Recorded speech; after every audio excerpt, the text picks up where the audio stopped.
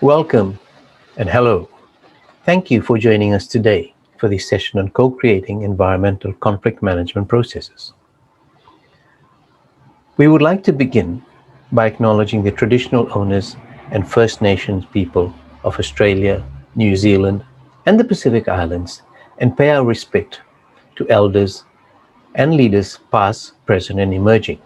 And we also recognize the continuing connection to land, water, and community. This session is a panel presentation with members from the organization Mediators Beyond Borders Oceania, or MBBO. MBBO is a regional chapter of Mediators Beyond Borders International, and MBBO's mission is to promote the principles and practices of peace building, conflict management, and resolution in communities within the Oceania region. We endeavor to do this through building capability and knowledge in mediation and dialogue-based conflict management processes. And it is my pleasure to welcome our presenters. We have Ken Waldron, an experienced commercial negotiator, mediator, and businessman across agribusiness, global trade, and environmental issues. Ken is also the chair of MBBO. Joining Ken is Claire Holland, the director of the Conflict Management and Resolution Program at James Cook University. She's also a conflict management practitioner, researcher, and a director of NBBO. And I'm Nicholas Shadhu, a mediator and lawyer with over 20 years' experience across Australia and Fiji, and also a director of MBBO. Today, we are here to talk about MBBO's project to develop an environmental conflict management process and toolkit. The purpose of this toolkit is to facilitate access to justice and provide a platform for communities in Oceania to adopt for resolving conflicts, particularly for environmental related issues. Our aim is to engage and co-design this process and toolkit with the people of Oceania and to ensure we include the traditional knowledge and practices that have been part of the customary conflict management system for centuries. During this session, we will outline some of the challenges in the environmental conflict space, the structure of the toolkit, and who needs to be involved in co-designing the process and toolkit. To focus our conversation today, I'd like to start with you, Ken. From your experience and research, what are the drivers of environmental conflict in the Oceania region, and what challenges are being faced by conflict resolvers working in this space? Thank you, Nicholas. Environmental disruptions are a fundamental part of our post-industrial landscape, and conflict and disputes an inevitable outcome of such disruption. You know, the association between environment and conflict is varied and complex. The causes of environmental conflict vary across the globe and exhibit significant diversity. Causes can range from the control over vital environmental resources such as fossil fuels and the contestation over natural resources at a community or indeed household level, such as access to water or food sources. Environmental disputes also are not unique to any region or community, and they're increasingly common in all communities as industrialisation has progressed around the globe. Contemporary commentary informs us this is only going to get worse. It's going to increase in intensity in the future. I contend, by the way, that climate change can be considered to be a special case or subset of the broader category of environmentally derived disputes. We know that environmental disputes manifest in various ways, from outright wars, even genocide, to disagreements at the local community level or simply at household level. Experience also informs us that conflict generally, and certainly in the environmental space, is comprised of three key elements: incompatibility, action, and actors. Now, conflict resolvers are really very familiar with these three elements. However, I contend that your contemporary and favoured conflict resolution skills are increasingly inadequate, sort of not fit for purpose when tackling the environmental dispute space, particularly so as the more dramatic consequences of climate change manifest across borders and cultures and communities and households. Let me articulate a simple illustration in support of this, and this is this challenge of bridging the Western view with that of the traditional perspectives. The Western approach, we generally seek to dissemble the problem into disciplinary components. So experts such as economists and ecologists and lawyers and property valuers and anthropologists and so on, who each examine the conflict from within their paradigm, and then they make a series of recommendations. This contrasts with the traditional custodians or Indigenous communities, or simply just long-standing residents, who tend to examine the conflict challenge in a much more holistic manner, i.e., how does it impact on how we will live in the future? How will it impact on how we have lived in the past? What impact on our tradition, our values, and our way of life? Western communities tend to start a conflict journey from the perspective of ownership. That is, something is or can be owned, a property can belong to. In that context, the individual is separated from land or place. This contrasts to the more holistic relationship with the environment that exists within traditional and Indigenous communities. They don't own, rather they belong to the environment. They are an integral part of the land and the place. It's how they live, it's how they define themselves, it's how they preserve their history, traditions, and cultures. Any change or destruction to place has much deeper and more complex implications for them.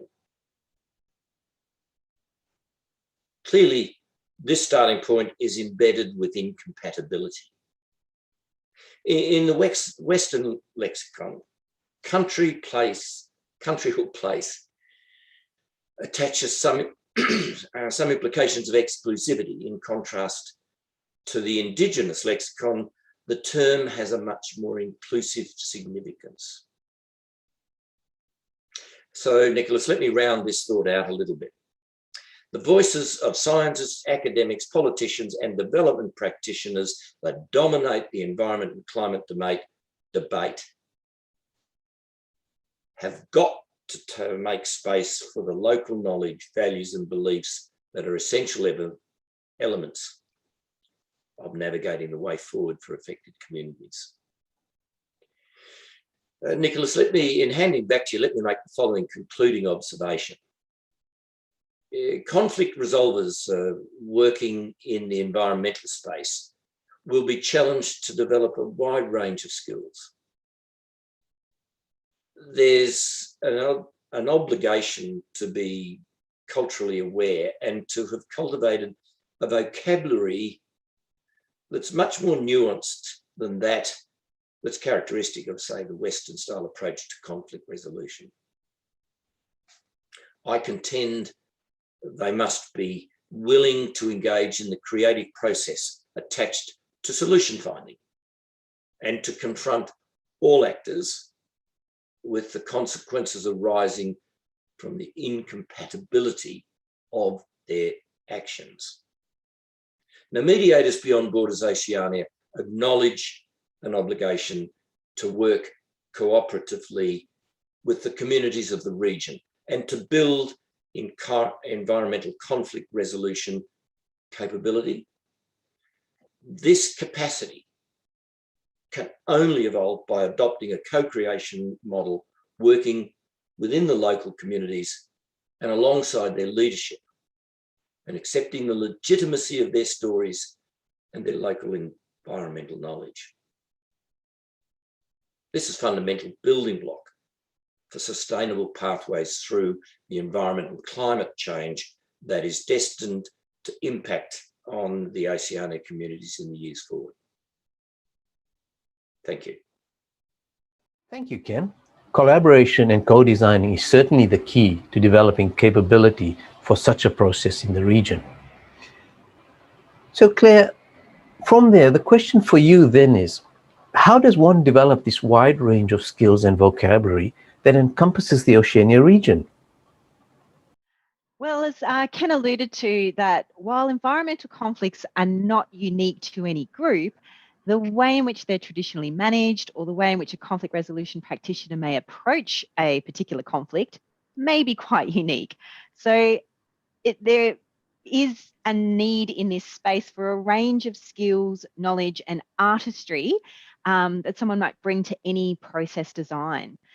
So what we're envisaging at Mediators Beyond Borders Oceania is a toolkit that will allow for the sharing of ideas and approaches and expertise across borders and creating a shared learning network approach to process design. So I've previously been involved in a microjustice project that was looking at access to justice issues and a way in which processes were designed to help resolve conflicts within a refugee and displaced populations context. And this project was managed by a university in the Netherlands. They facilitated a series of workshops and dialogues across 11 different countries. And they asked questions of each of these unique populations. And then from all of that discourse, came up with sort of an overarching framework, recognising what was occurring, that a 5-step structure is how they described it, around meet, talk, share, decide, stabilise. And then for each of the parts of that process, there were very different approaches, different methods, different skills being used in the different countries. So by capturing those ideas and thinking, how can what is happening here be shared over there? So for example, people who are living and working on the Thailand-Burma border in refugee camps were able to be informed by the way that things were happening in Azerbaijan and Rwanda. So this sharing of stories and process options allowed people to hear, oh, that's how they invite people to be a part of this process, or that's how they create a safe space in that context. Maybe that could work here. So similarly around the talk phase, there were lots of different evidence-based and experience-based design rules that the different groups had on, how they encouraged people to share or how the dialogue was managed, how different information and data was introduced into the process and how people were invited to be a part of the conversation. And again, with the decide and stabilise, lots of different ideas across cultures that were appropriate to ensure the ongoing management of whatever resolution or agreement had been reached. So by allowing for that sharing of ideas, at the time that was called the toolkit. And so what we're hoping to see in the Oceania region is a similar framework that can draw on different people's experiences, the wisdom, evidence of what has worked in the past, and then support the development of conflict resolvers in the region and giving them greater capacity for ideas of what might work for them in their particular context. So knowing that we are going to have these future environmental conflicts and supporting the management of those. So we know that conflicts in this area are very complex. And one of the reasons, and I'll just share a map of the Oceania region, that in fact, there are over 1,630 languages spoken across the Oceania continent. And with that amount of diversity, there's actually only 0.5% of the world's population. So it's extremely linguistically diverse, culturally complex region.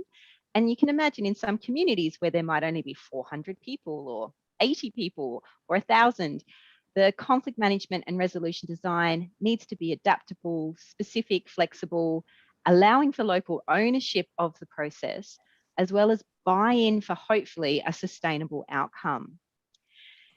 So this toolkit project, it's aiming to be a resource for anyone who is engaging in environmental conflict design that they can draw upon to try and support that community dialogue and decision making. Thanks, Nicholas. Thank you, Claire. That does sound like an interesting and practical toolkit that could facilitate environmental conflicts and access for justice communities in Oceania. In the Oceania region, there is a lot of focus on access to justice. But personally, I feel a lot of the emphasis is on providing legal aid and assistance to existing legal frameworks and institutions. So I strongly believe there is a need for more informal approaches in the region, especially where multi-stakeholders are involved.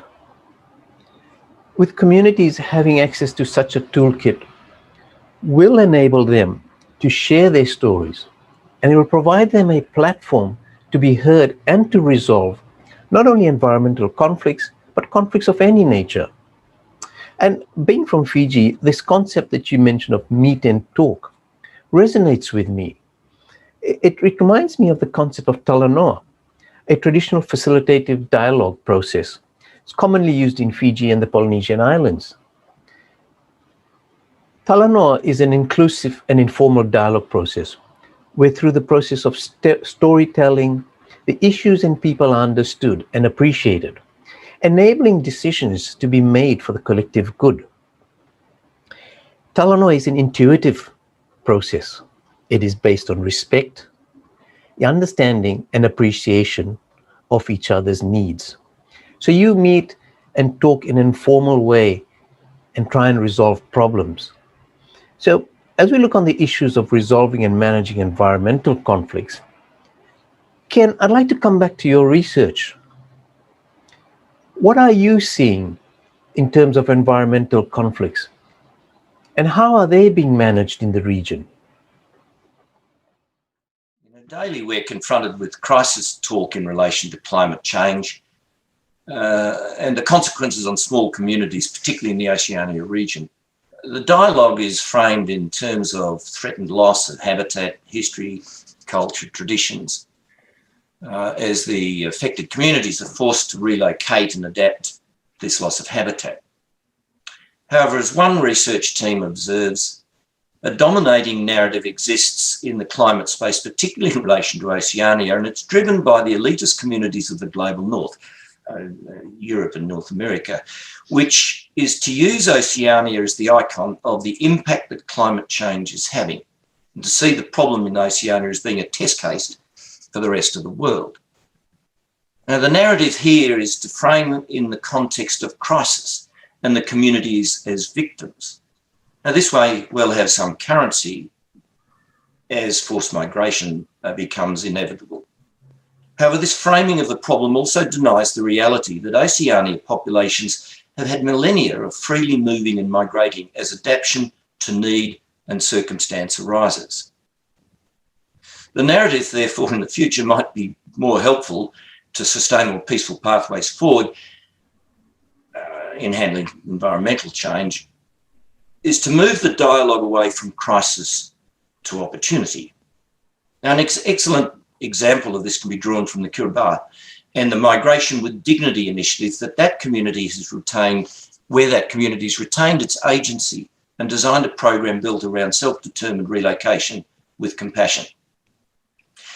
Nicholas, there are other genuine examples of positive responses that are coming from within the regional communities that we don't have time today to go through, but there is really good opportunities in that space. That is interesting. The dialogue to shift crisis to opportunity and the concept of agency is quite fascinating and certainly worth exploring. So Claire, on this concept of agency and giving agency to the community, how can the process and toolkit proposed by MBBO help communities? A lot of future approaches are going to be focused on how do you establish communication and then manage the ongoing communication for what are potentially going to be enduring environmental conflicts and natural resource management issues. So while the substantive outcome will be important and obviously have an impact on everyone involved, there's also this interest around procedural justice and, how is an outcome reached? So for the people who are going to be affected by a potential outcome, in terms of that decision-making process, was the process fair? Were everyone who was going to be affected given a voice? Was there a clear understanding of how the different views would be captured and taken into account when a decision is reached? And how does the ongoing experience and stories of people and what is going to occur with how the conflict is continuing to be managed or the resource continuing to be managed, how does that continue to happen? So that sense of agency in terms of what the process looks like for how a decision will be reached is really important, as well as also how the different voices will be heard and have impact on the decision and the outcome. Thanks. Thank you, Claire.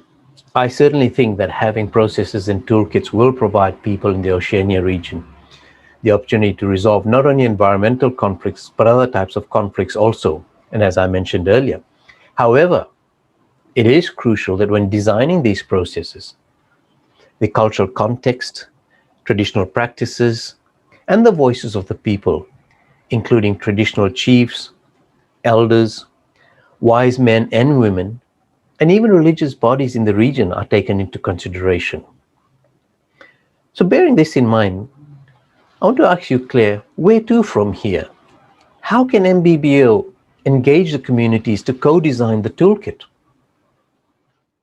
Well, all of the different sort of stakeholders that you just acknowledged then, I guess the idea that if processes have occurred where those voices have been taken into account, how did that work? What worked well? What was challenging? What was culturally appropriate in one particular country? And what were the lessons learned or things that some processes might like to do differently next time? So the idea that by engaging and hearing from a lot of people, what traditionally occurs or what they're reflecting they might do in terms of process design, and Mediators Beyond Borders Oceania helping to be a sort of that sharing network to provide that opportunity for the different ideas, views, opinions, process options to be shared across borders and across cultures so that people can be influenced and maybe inspired by the way in which these types of conflicts are being managed within the region, and hopefully design processes that are going to be suitable, draw on a lot of those different stakeholders that you mentioned there, Nicholas, and support ongoing conversations and dialogue. Ken, any additional thoughts? Yes, let me throw back to what I said before, because I think we're looking to improve the vocabulary of conflict in this region, to move away from crisis and more towards seeing opportunity. We want to be working with the local communities, bringing the lessons and experience from around the region, from the wisdom that pre-exists, and make it a part of our conflict resolution toolbox. Thank you, Ken and Claire. Certainly agree that the language and voices of the traditional stakeholders are vital in designing environmental conflict management processes and toolkits. Equally, giving value and recognition to all stakeholders and taking into consideration the traditional practices and knowledge is paramount. There needs to be collaboration and partnership with traditional stakeholders, as well as religious and community service organizations and other institutions from across the region. In concluding, MBBO already has connections in the Oceania region, and we would certainly welcome anyone here who would like to collaborate and be a connector with us in the region to help develop this conflict management process and toolkit. We are happy to take any questions you may have, and thank you.